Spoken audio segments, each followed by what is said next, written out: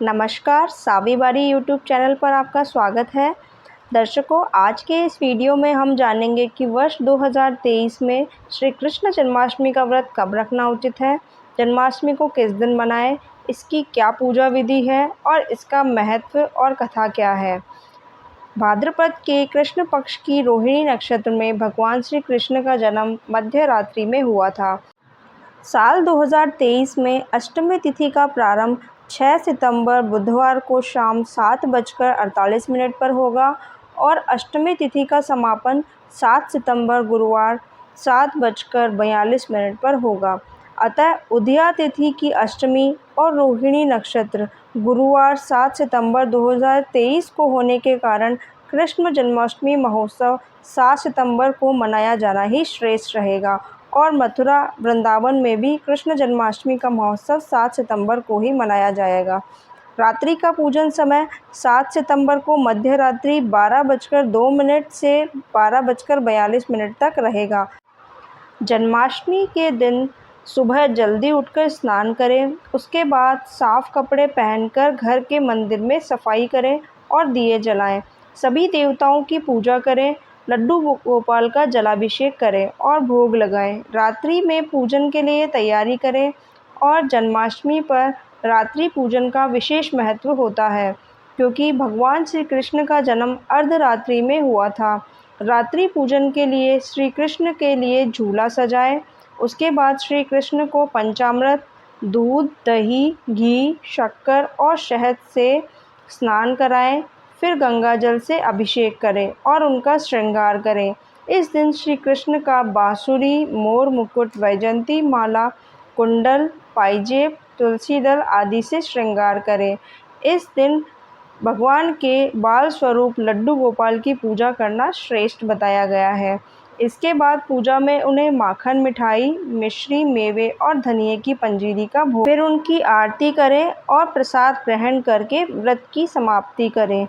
जन्माष्टमी के दिन भगवान कृष्ण की रास लीला की कथा का पाठ करें और सुनें। पौराणिक कथाओं के अनुसार द्वापर युग में मथुरा के राजा उग्रसेन के पुत्र कंस एक क्रूर और अत्याचारी शासक था। कंस के अत्याचार से पृथ्वी पाप के भार से दबने लगी।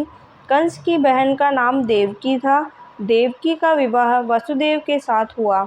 विदाई के समय जब कंस अपनी बहन को विदा कर रहे थे, तभी आकाशवाणी हुई कि देवकी के गर्भ का 8वां पुत्र तेरा काल होगा।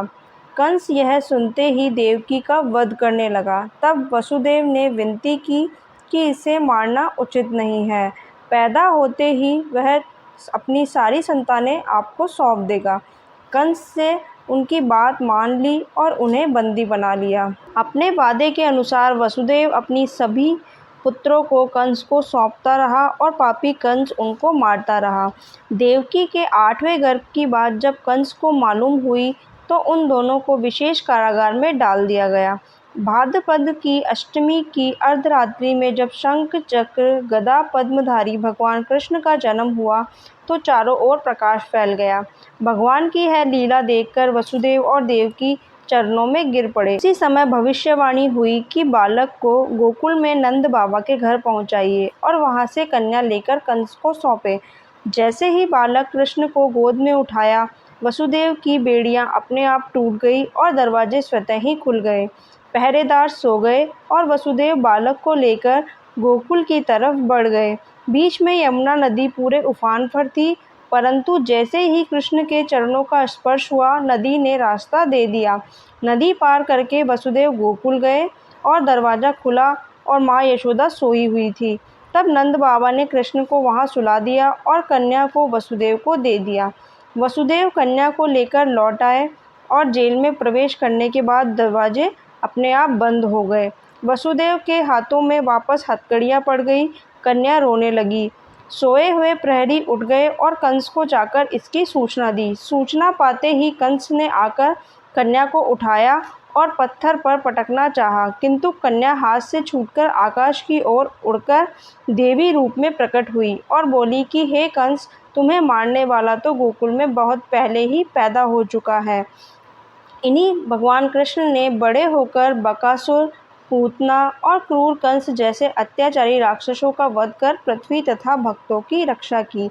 बोलिए श्री कृष्ण भगवान की जय। ये वीडियो आपको कैसा लगा इसके लिए कमेंट बॉक्स में लिखें। अगर वीडियो अच्छा लगे तो वीडियो को लाइक और शेयर ज़रूर करें। और अगर आप चाहते हैं कि आने वाले त्योहारों के नए वीडियो की जानकारी आपको मिलती रहे तो इसके लिए चैनल को सब्सक्राइब ज़रूर करें। धन्यवाद।